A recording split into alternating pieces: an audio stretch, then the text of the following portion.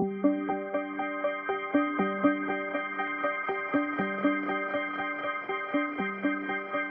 history of electro-activated alkaline water started with Alphonse Natterer, 1931 in Munich, which is my place of birth. Further development steps were Uzbekistan, with Witold Bachir and his large team of Soviet scientists beginning in the 1970s. And almost simultaneously, Japan, with the leading researchers Hidemitsu Hayashi, Sanetaka Shirahata, and Shigeo Ota. Now, in 2015, it's time to confront the world with the results of these researches.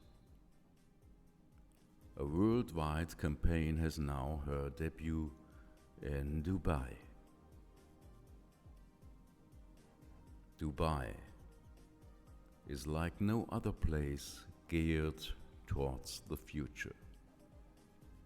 That is why the company Aquacentrum from Munich, the leading specialist for electro-activated water in Europe, decided to set up a branch there.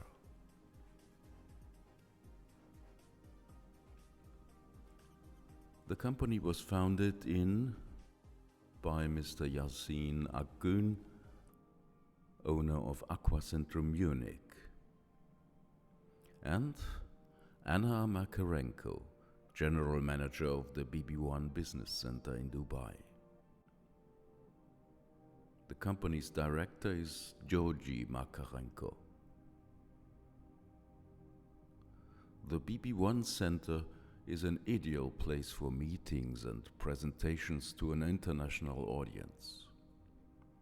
Mr. Akgün has already introduced the new technology in an impressive presentation, especially to the many Russian-born businessmen who live in Dubai. A first-class magazine has already reported to those who understand. Now it was up to me to convince those who have not yet understood.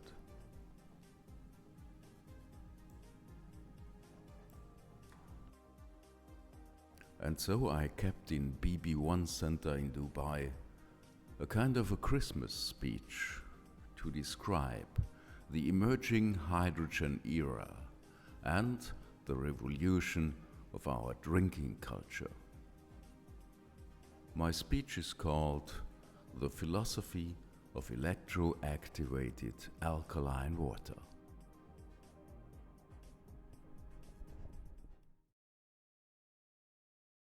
Today on Christmas 2015 here in Dubai, I will talk about a revolution concerning our understanding of water. At first, what is a revolution? In 1632, Galileo Galilei published his book Dialogue concerning the two chief world systems, Ptolemaic and the Copernican. The world-renowned Italian scientist stood on the side of Nicolaus Copernicus, who had interpreted the rotation of the Earth around itself and the Sun, the so-called revolutions, in 1543. Since that time, the term revolution represents a radical change of fundamental beliefs. Galileo was punished for his book with house arrest until the end of life, but was glad that the church did not burn him along with his books. With the Copernican revolution, the old and very complicated geocentric worldview slowly came to disrepute. Moreover, in 1686, Sir Isaac Newton formulated his law of gravitation to explain the geocentric worldview through his mathematical principles of natural science. Afterwards, this law was practically confirmed by an experiment of Henry Cavendish in 1797. At last, after another time of 25 years, the Catholic Church accepted the irrefutable Copernican worldview. This was the first great revolution of human thought, which emerged victorious against the mere observation of phenomena and finally lasted for about 245 years. The realization that the world is really different from our mere observation and measurement is the essential characteristic of modern science, where knowledge dominates perception. Whenever this happens with any phenomena of everyday experience, a conflict arises with common sense, along with a conflict with institutions. Conflicts have always a political background, so the term revolution got a political one. I was a political scientist and worked as a journalist before I saw this new revolution that started in the 20th century. It's about understanding water and about hydrogen, which is the most important part of it. The 21st century will be called the hydrogen age. The 20th century began with the general theory of relativity and the quantum mechanics revolution of the physics towards a mathematical law system that explains all observable natural phenomena of the universe. I had my first own office in Ulm, in a building at the place where Albert Einstein's birthhouse was. The experimental proofs for Einstein's theory still cannot be regarded as completed. It's waiting for a man like Henry Cavendish. Let's come back to this eccentric scientist. He did not only set the provisional capstone over the centuries-old debate over the celestial phenomena with his proof of the reality of Newton's gravity laws. This gentleman is also the trigger for the revolution of another worldview. This worldview was imprinted to the intuition of mankind, almost immovable over millions of years. I mean the picture that we have of water in our minds. Water covers about 70% of the Earth's surface and bears about as much to our body volume. Water has been so incontrovertible to us that hardly a dozen of scientists and researchers before Cavendish took it as a scientific topic. Just like fire, air, and earth, water was counted as one of the primordial four elements that have always been there. Almost 30 years before he proved the existence of gravity in 1766, Cavendish stunned the world with the revelation that water is not an element, but consists of inflammable air. He discovered hydrogen as a highly explosive gas. In the same time in France, Monsieur Antoine Lavoisier, working as a manager of explosive materials for the French king, found out that something else in water was a gas. He called it oxygen. Later, in 1787, there was another revolution by Lavoisier. He remixed the gases to oxyhydrogen and allowed it to explode to become water again. Lavoisier was the first to systematically and deliberately produce artificial water by combining hydrogen and oxygen.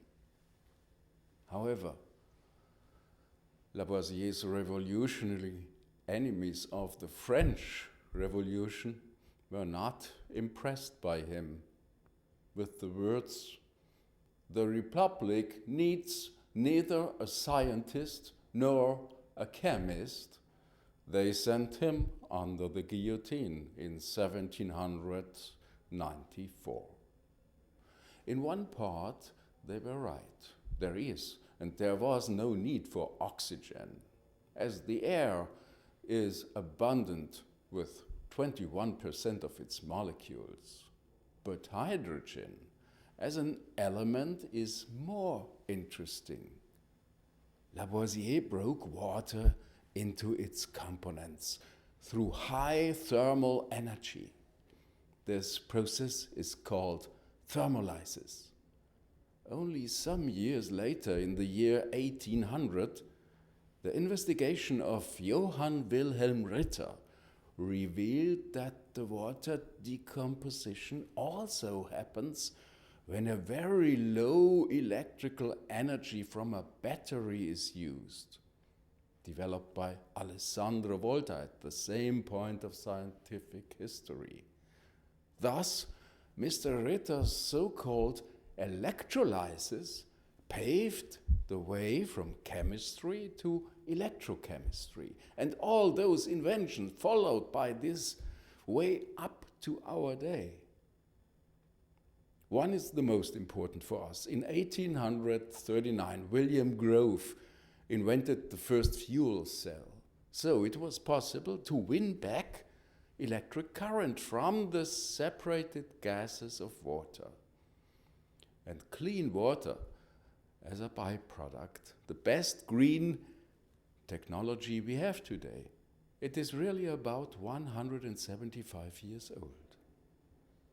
In future, these historical steps will be looked upon as the beginning of the hydrogen age. But it took some time. At first, the science fiction writer Jules Verne was inspired from this idea. In his novel, The Mysterious Island, published in 1874, his fictional character Cyrus Smith mentioned, "I believe that one day hydrogen and oxygen that constitute water will become an inexhaustible source of heat and light, even stronger than coal. One day, the coal bunkers of steamers and the tenders of locomotives instead will be filled with these two compressed gases instead of coal." Do you remember what most nation leaders of the world wrote into the final agreement paper of the climate summit in Paris a few days before Christmas 2015? It sounds not very different from Jules Verne, from that science fiction writer in the 1874. Okay, later in 1923, the first concept of a hydrogen economy was discussed by John Burden Sanderson Haldane. This topic will top the list of global researches of the 21st century, I'm sure. The backbone of this economy is hydrogen, which is first transformed by the hydrogen fusion in the sun into helium, light and heat, and then on our planet, light and heat are stored in plants by means of water, carbon dioxide, and photosynthesis in hydrogen packets. This is the basis of all energy generation and consumption on our planet. Going back to water, it was clear that this is just a waste product from the combustion of hydrogen with oxygen. On the other hand, this garbage called water is a very interesting recycling product. It is one of the most fundamental elements of life. This process is very exciting, yet perplexing for the world. Till the year 1923, no one had a definite answer to the question how hydrogen and oxygen gases behave when they are dissolved in water. In this case, water serves as a storage medium for hydrogen, oxygen, also considered as a detonating gas, and thus it is home to more energy than ordinary water. Nevertheless, most scientists of the 19th century were interested in water almost exclusively in connection with the construction of hydroelectric power plants, where quantity of water was more important than the quality of it. Could it be interesting to drink water containing more energy? Generally, in human history, water had a bad image as a drink. Louis Pasteur's statement that 90% of all diseases are transmitted by drinking water had been spoken widely. Usage of tap water, therefore, was never very popular, especially to rich people. It was basically boiled or filtered. Mostly, tap water was only drunk in emergencies, in poverty, or in prison. The necessity for drinking water purity cannot be sufficiently ensured even today in many parts of the world. Only after the Second World War, a tightly controlled infrastructure for drinking water from the tap was established, but only in developed countries. Nevertheless, in the 19th century, medicinal and treated water became a fashion. The doctor and pharmacist Friedrich Adolf August Struve from Dresden introduced artificial mineral water from 1821 onwards. It represented exact mineral copies of famous healing waters. He sold them with great commercial success in drinking spas throughout Europe. The last bottle was filled in 1969. However, this artificial medicinal water was only the chemical composition of the natural sources. Struve ignored the electrochemical parameters of water. Although it was already known that healing waters work best when they are used from the natural source and not after many days and long transport in bottles or barrels. In spite of everything, in the early 1920s, the Electro-Osmosis AG, a company of Botho Graf von Schwerin in Berlin, was occupied with the question how to purify water by electrolysis and produce artificial mineral waters on this basis. Till 1931, a number of international patents were researching on these issues. Among them were European and US water scientists as well. Additionally, in Japan, Machisue Suwa began to deal with the question what happens to water during electrolysis. But at that time, only engineer Alfons Natterer in Munich worked on his idea of testing electrolytically treated water in terms of its medical usefulness. Thus he became the inventor of electrically activated water, as we know of it today as water from a so-called water-ionizer. Natterer was not much interested in the mineral composition of electrolytic water. He thought that an undefined electric force is present in it, but did not know that this is primarily determined by the dissolved hydrogen gas. Natterer sold electrolyte water in 3 flavors from 1937 to 1981 as a medicinal product in Germany.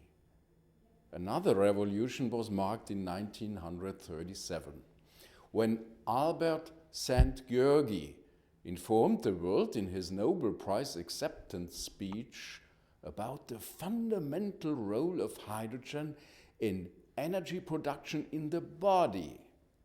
In simple words, carbon, he said, and its combustion by oxygen to form carbon dioxide is not the basic source of our life, but hydrogen and its combustion by oxygen.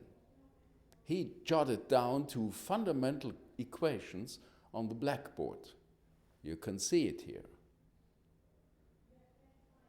The life-giving energy of the radiation from sun is mainly used to disassemble water into its component, while carbon dioxide only serves to get the substantial amount of hydrogen. Szent-Györgyi's summary was, our body really knows only one fuel, hydrogen. Our food, carbohydrate, is basically a hydrogen package, and the main event during its combustion is the absorption of hydrogen. Unfortunately, hydrogen became very unpopular and scaring in the same year when Szent-Györgyi got his Nobel Prize. You may remember the Zeppelin Hindenburg was filled with 200,000 cubic meters of hydrogen and exploded. Later, the public image of hydrogen was destroyed totally by the development of the hydrogen bomb in the 1950s. Nevertheless, Szent-Györgyi's words have a revolutionary potential of a new kind. Imagine, we eat items like agriculture crops and flesh of other creatures, chew it and digest food to get energy after a long and laborious process. Is that really necessary if the only thing we want to get out is a gas? Just as it takes some time to get used to the idea that the sun doesn't revolve around the earth, the thought is strange that our satiety after eating serves no other biological purpose than signaling sufficient saturation of our body cells with hydrogen. Although this idea is as obvious as the earth is not flat, it will take a long time until this point is universally accepted. That everything we need for our lives is an excess of H2, hydrogen. The fundamental problem is that the sense of satiety is no longer a true signal that we have enough hydrogen available. Why? We are at the end of the food chain and eat other creatures. Even plants are living beings. According to Szent-Györgyi's undeniable process of energy metabolism, we only want to have their hydrogen in the end. Do we die if we do not eat? No, not instantly. We can draw on our own hydrogen reserves. There have been extreme cases in which a human has survived without food for 200 days. But within a few days, if we don't get the supply of water. Now, we as human beings have the benefit of a very large brain. Like all great achievements, it has its downsides. Mankind could only develop from the apes away because they have dispensed with fresh food and began to cook instead. By cooking, our food choices have increased tremendously.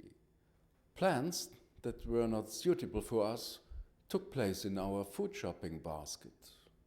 The colon was shortened because pre-cooked food requires not so long-lasting digestive processes, and the convolutions could grow to the size of our cerebrum.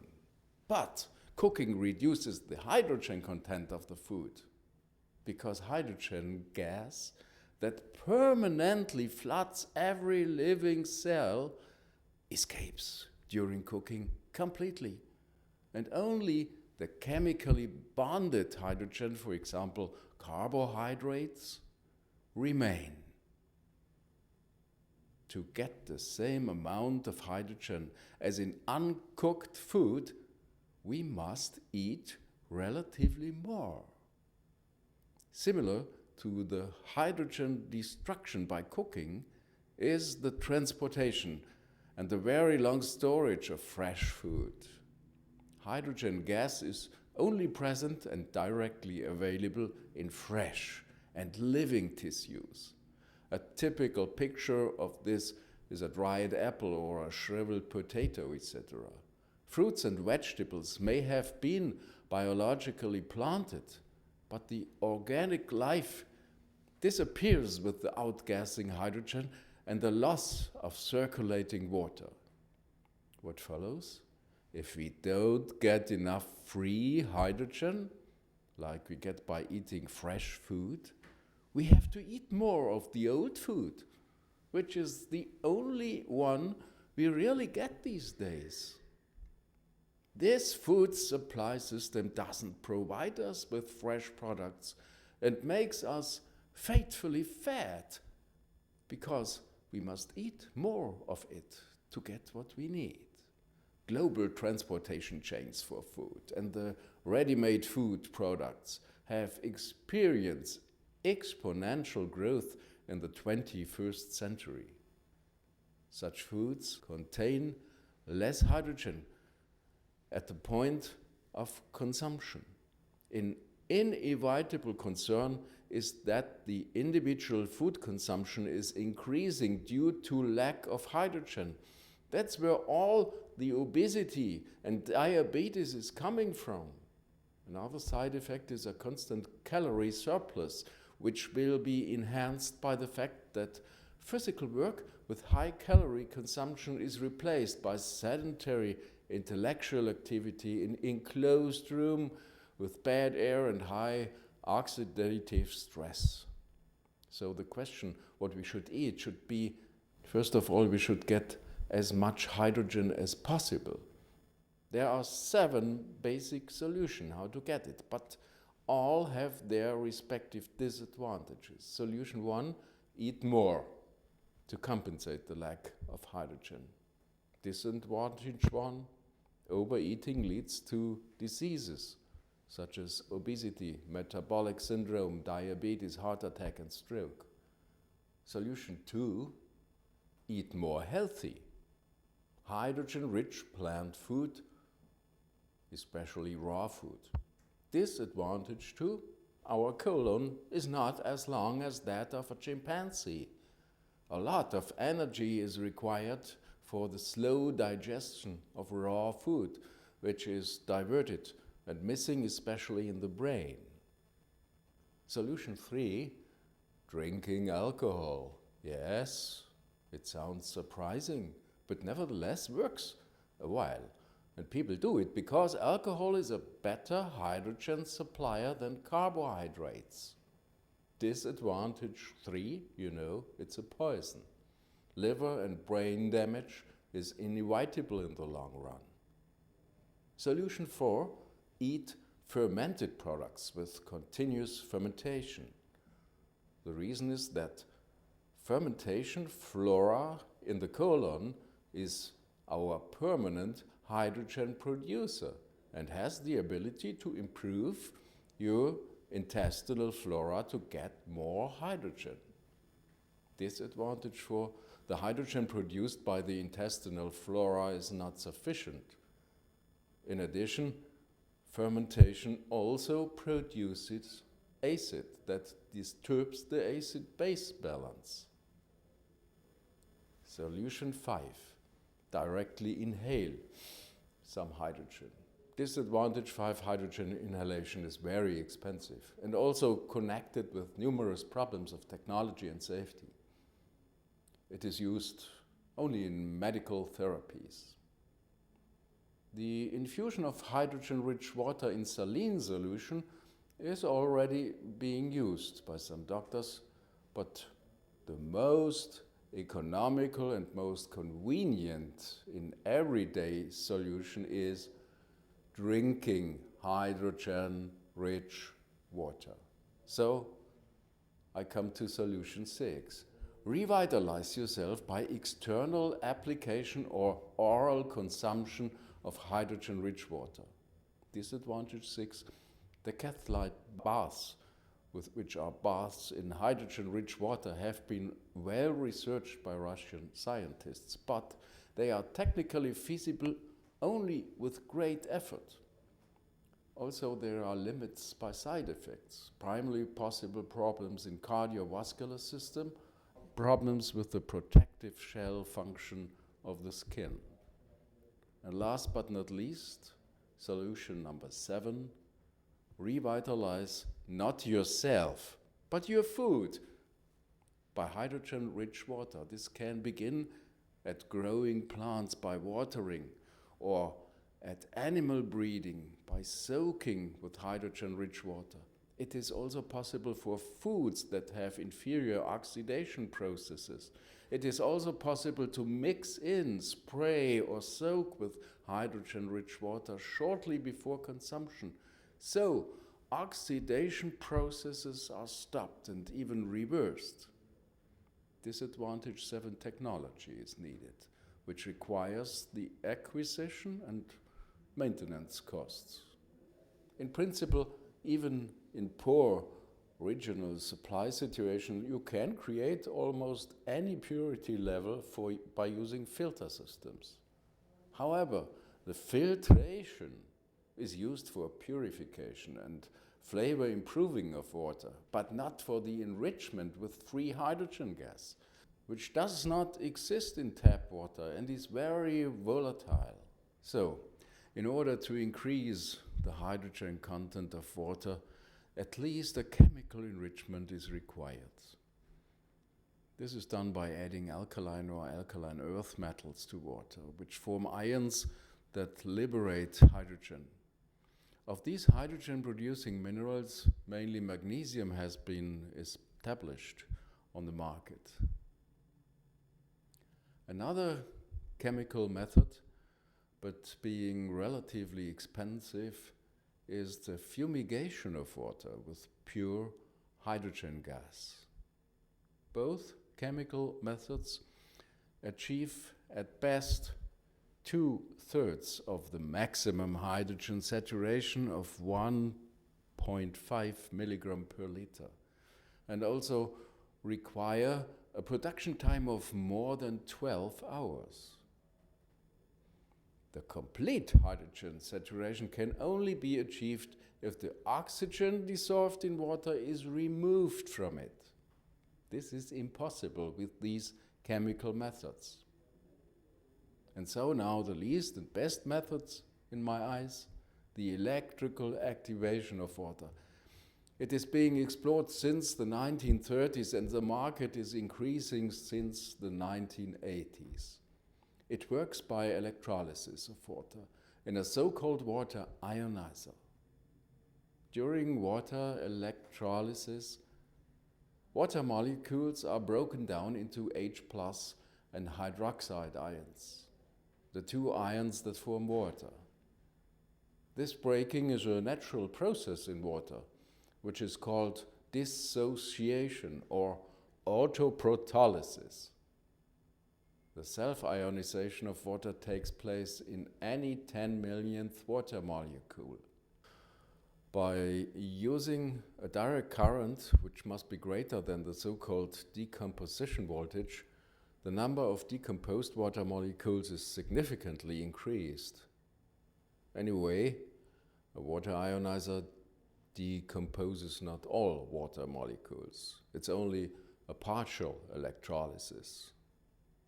The actual product and the purpose of water electrolysis is the recovery of the water gases hydrogen and oxygen, H2 and O2. What most of us have probably seen when Hofmann's water electrolysis apparatus is demonstrated in the chemistry classroom. But in Hofmann's water electrolysis apparatus, we do not see what happens in the electrolyzed water. We only see what is happening above the water surface. We only see the gases that have left the water. But we can measure electrically what is happening in that water. Why? If water is formed by the combustion of hydrogen with oxygen, you may remember the double revolutionary man named Henry Cavendish. We call it nowadays a redox reaction. This comic double word consists of the components oxidation and reduction. Oxidation means the participation of oxygen. The part of read means reduction. It means restitution of the unoxidized state before. To children, I explain this with the pair of concepts, wrecking and heal. Oxygen burns and breaks something, hydrogen heals the combustion. Young people learn in school that the oxidation means a loss of electrons at the burned reactants, while reducing means a gain of electrons. The point is that oxidation energy is released, usually as heat. That is why we speak so often about combustion. This is done very quickly and violently, and it can even be explosive. In the school experiment with Hofmann's water electrolysis apparatus, the lesson will end with an explosion in the redox reaction between the gases hydrogen and oxygen in a ratio of 2:1. You can also compare this with shopping and just consider the money in your pocket as electrons. To buy a bottle of water, your money has to migrate to the seller. At the end, he has the money and you have the water and no more money to buy anything else. In nature, however, there are no consumer protection laws. If you want to return your water bottle, the seller might give your money back. If you want to get back the hydrogen and oxygen out of the water, you need the energy that was released when water was created. In case of electrolysis, you have to pay your electricity bill. And now, imagine we buy a bottle of water with our credit card. At the moment, you need no money, but the seller will check whether the credit card is valid, so that he can get the money for your purchase later. This credit line in electrochemistry is called a redox potential, or formally oxidation reduction potential, ORP. It corresponds to your shopping potency. It is first of a comic. The lower the ORP, the higher your shopping potency is. But if you recall in your mind that the electrons, in contrast to the technical direction of current, flow from negative to positive pole, you can keep it easier in your mind. The redox potential is measured as an electrical voltage. Free hydrogen in water, sometimes called active hydrogen, causes a lower ORP than oxygen. The voltage difference between the two gases is about 1.23 volts. The more hydrogen gas is dissolved in water, the lower is the measured ORP. However, the ORP measurement is not sufficient to determine the hydrogen gas content of water exactly, because dissolved hydrogen gas rises the ORP by up to 1.23 volts. This is important in the comparison of two different electrolytic processes for producing hydrogen-rich water. I have to explain this to you now. If electrolysis is carried out in a single chamber, then both hydrogen and oxygen gas are dissolved in water. Initially, the ORP drops sharply within the first 3 minutes. However, oxygen can be dissolved in water in approximately the double amount, but it takes a little bit more time. So the ORP rises again in the next few minutes. The excess of electrons is thus reduced by the presence of oxygen gas. Also, at the same time, dissolved hydrogen is present.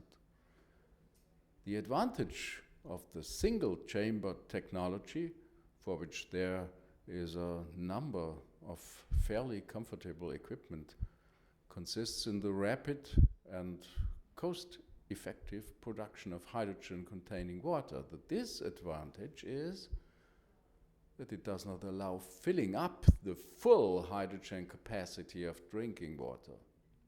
Nevertheless, there is a lot of therapeutic use of hydrogen-rich water, which is described in scientific studies around the world since the year 2007, when Japanese Professor Shigeo Ota discovered the antioxidative abilities of hydrogen gas in the body. Clearly superior in terms of the accumulation of hydrogen is a water-ionizer, which works by using diaphragm technology.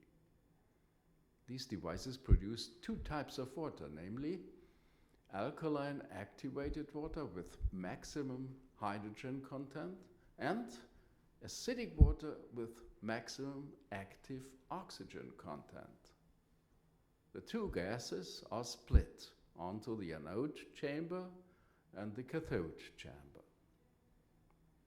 An additional advantage is that the water in the cathodic chamber with high hydrogen content also will be more alkaline than the original tap water.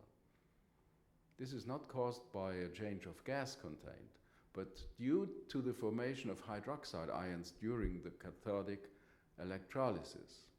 The advantage is at higher pH, water can absorb more hydrogen than at low pH. A flow water ionizer with a multiple electrolysis cell system using the pressure of the tap water line produces oversaturated hydrogen water.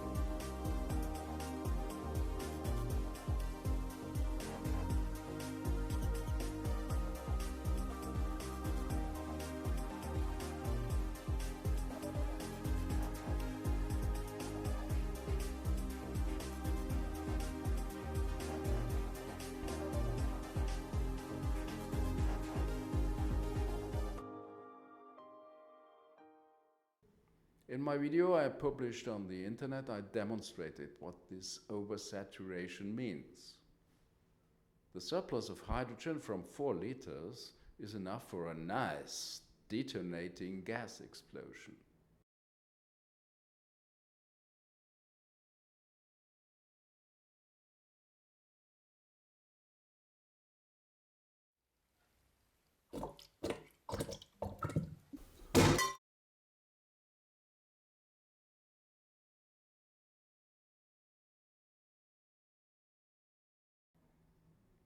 If you drink water, which is obtained from such a water ionizer, immediately after production you can measure hydrogen content of more than 1.8 milligram per liter in it. Some hydrogen evaporates within minutes into the atmosphere and then drops to the normal 1.5 milligram per liter at 15 degrees Celsius. If you do not wait too long, you can use the hydrogen overloading for a hydrogen injection in foods. For example, this works in germination, acceleration of plant seeds, or if you are refreshing a wilted lettuce.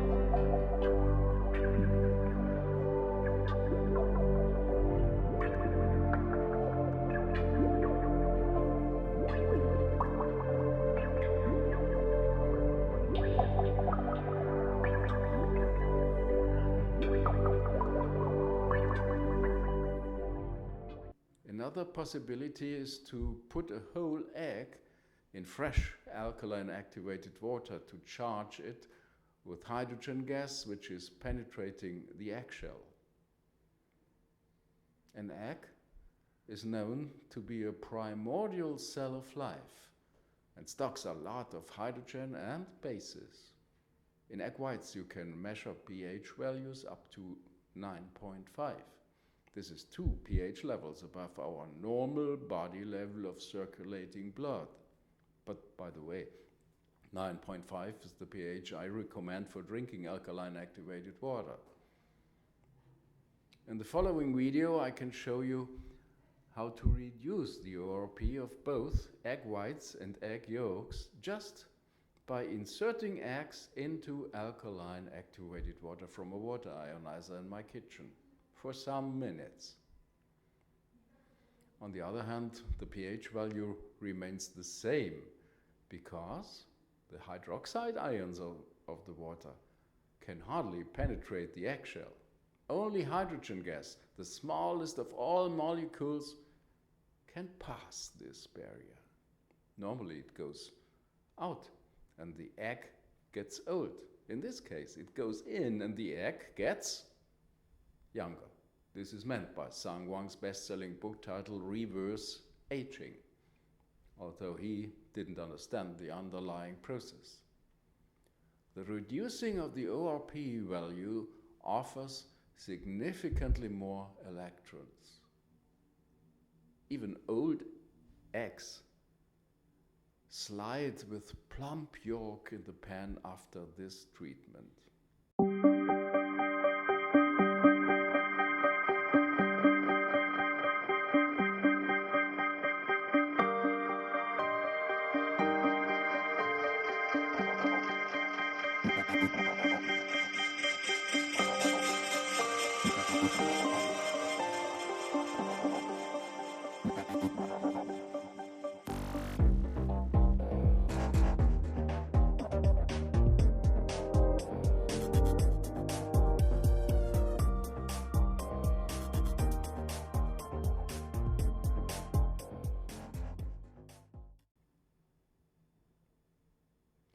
And here you see similar experiments are conducted with different everyday food.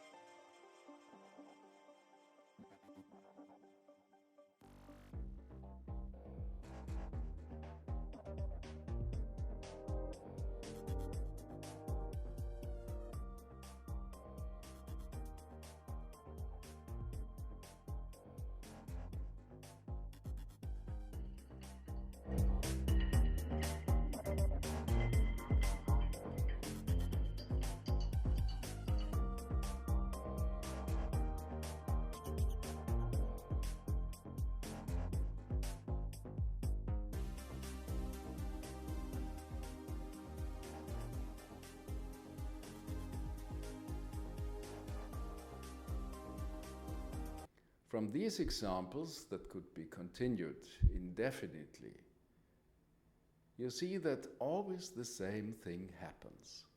The oxidation reduction potential, or ORP, drops, the electron supply increases, and the typical pH value of the food remains the same. The German food researcher Professor Dr. Manfred Hoffmann describes in his book Food Quality and Health that any kind of food move with respect to their pH and ORP in a specific electronic window. The lower the measured value is, this is exactly what happened in my experiments when I treated aged food with freshly produced hydrogen-rich alkaline water. In this way, foods that were initially of a lower quality, for example by too long storage or transport, can be upgraded to a quality that we normally find in fresh, organically grown food. The additional quality is just based from a transfer of hydrogen from activated alkaline water to our food.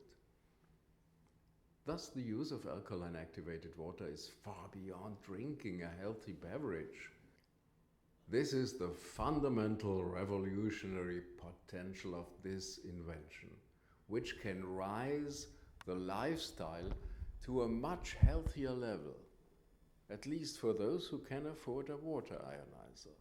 It's a new chance to improve life. This opportunity is a new side of activated water. Originally, scientists in the CIS states who had explored the extraordinary ORP as the first thought that there was only kind of an electrochemical activation. For many years, they did not understand the role of hydrogen transfer. What happened seemed rather mysterious and was explained by the so-called contactless activation. But the alleged contactless activation does not happen if you use a thick glass container or a bottle made of metal. In contrast, the activation happens without problems by using softer materials such as plastic bags, plastic cups, etc. These are only some examples for a new method of everyday use of alkaline water. Another important method is mixing, blending, and stirring in alkaline activated water, for example into baby milk powder.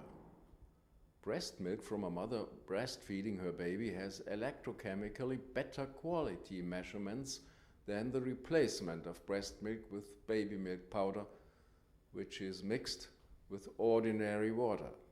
Both the pH and the ORP values of real breast milk are corresponding almost exactly to the values of our blood.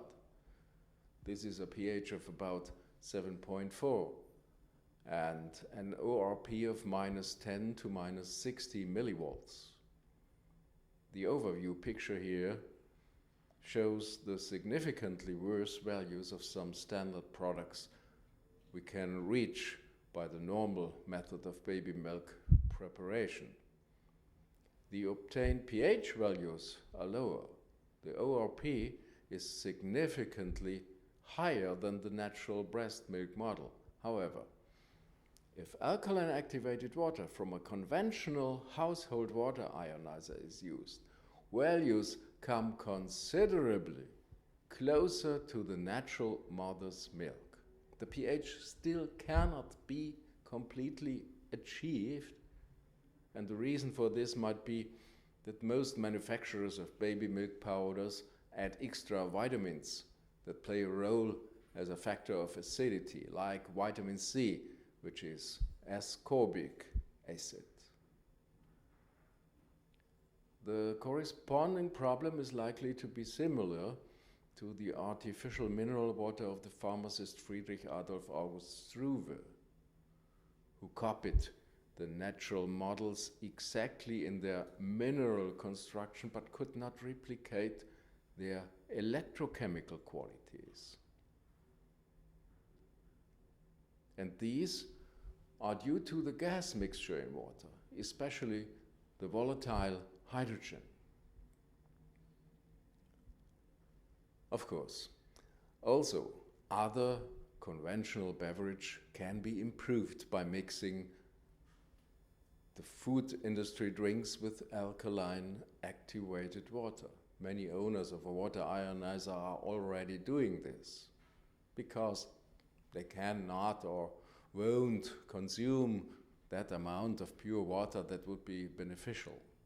They want to drink something with taste, so they mix it with the water.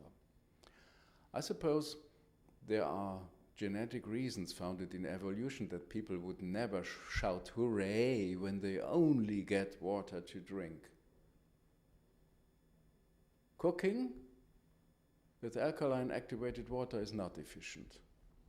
This is because most gases will leave water at a temperature of 60 degrees Celsius, especially the most volatile hydrogen.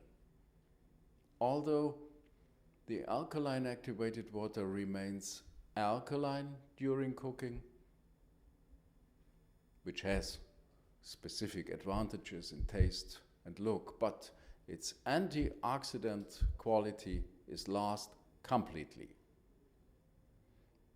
This applies at least for the molecular hydrogen, although some researchers believe that existing atomic hydrogen still survives the cooking process, but this is not yet sufficiently proven and should certainly be explored further. So, what is the main advantage for us, for everyone's health and well-being? What is the redox revolution, as I call it with a special term? An electric water ionizer with diaphragm technology is the best way to get hydrogen-rich water, which is a simple tool to improve drinking habits and food, as I have shown to you. It can be used at every step of food production, from seeding to fertilizing and harvesting, until it comes to the point of consuming. Food includes drinking, but this water is not only a drink. It contains hydrogen, which is the fundamental part of our energy metabolism. We are at the threshold of the upcoming hydrogen age. With advanced technologies, we are able to get the sun's energy more and more directly. No more help required from plants, animals, and other sources. The cells of our body crave for hydrogen as much as the new industry of power engineering does already. Using the revolutionary invention of the water-ionizer can abridge the way into this new era. We are able to move ourselves from the top of the food chain to the last position in the metabolic chain. Why shouldn't we? I think this is a revolution and a further step in human evolution.